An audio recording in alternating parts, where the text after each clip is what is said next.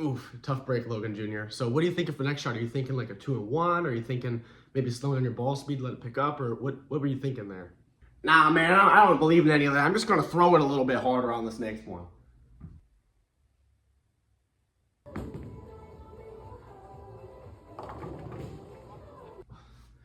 Man, this is just ridiculous. Can we just get out? Stop. Stop. If you are that person, therein lies the exact problem. Okay. A question I get asked oh so commonly is, I don't understand. Like, Coach Logan, how do I adjust? What do I look for? What do I look at? What should I be looking for? Okay, firstly, you need to understand why the pins fall the way they fall and what denotes how they fall. Go to my channel, click on the shorts, and you'll see a video, and it shows the way the ball travels through the pins and why you leave certain pins, okay?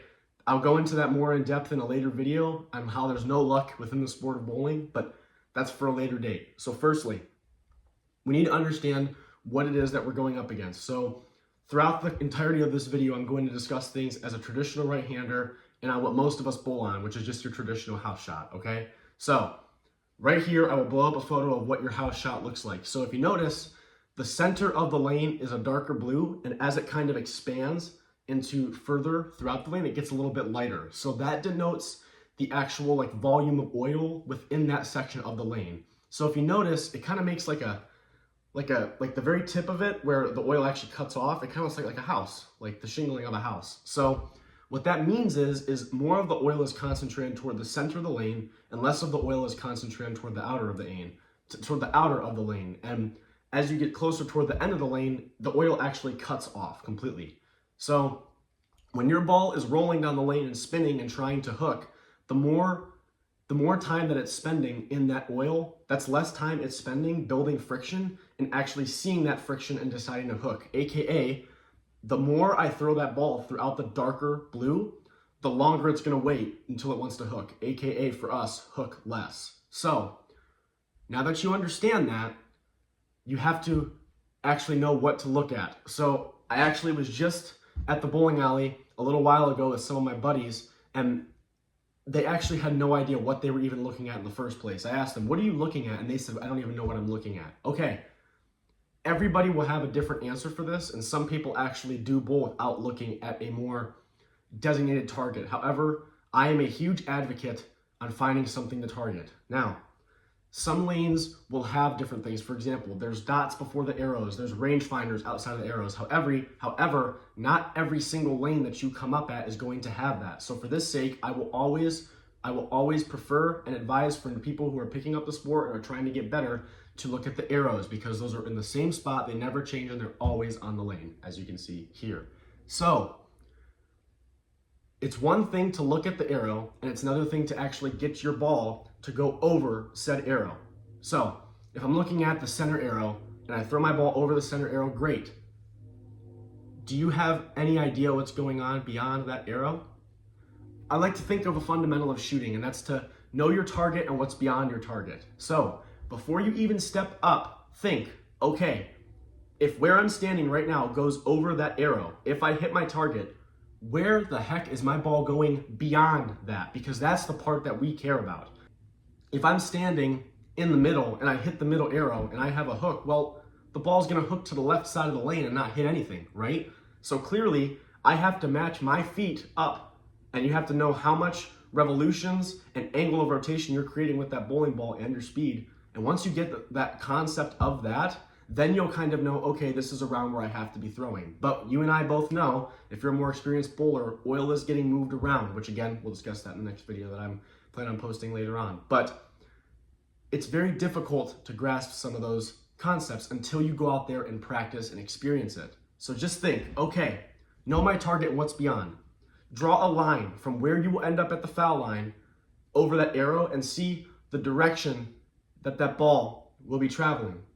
A good rule of thumb is, let's think my ball is missing the head pin to the left. What does that mean? My ball is overhooking, or it's not going far right enough and having enough time. So if I'm standing here aiming for this arrow, if I need my ball to go more to the right, okay, draw that line. If where I'm standing, the line is going here, but I need it to go here, I know I have to move my feet to the left, to where if I then hit that arrow, it's going more to the right. Vice versa, if your ball's missing to the right, okay, my ball is going too far this way, I need to get it to come in more. Okay, where can I move my feet?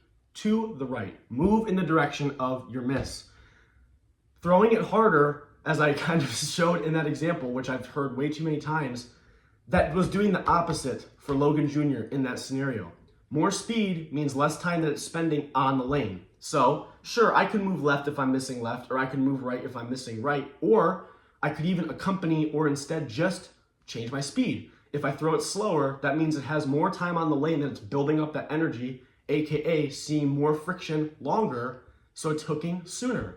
So if my ball is not hooking enough, I could keep my feet in the same spot and look at the same arrow, or I could just throw a little bit slower. Or if it's hooking too much and I throw it a little bit harder, then it'll hook less. I could go super deep down the rabbit hole, but for the sake of this video, I'm just saying you need to know what you're looking at, what's at your target and what's beyond, and actually map out what that ball is going to do. And use the information that you've gathered from your last shot to make your best educated guess on the next one.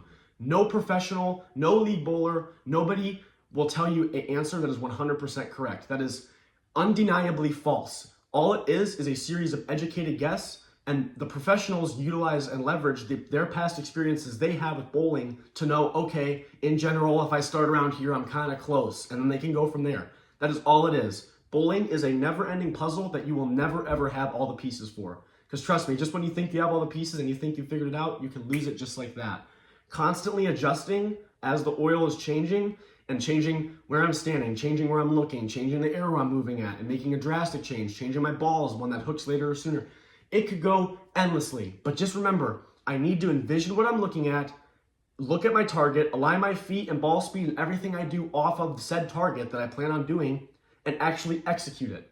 Way too commonly, we get so frustrated because we don't know what's going on.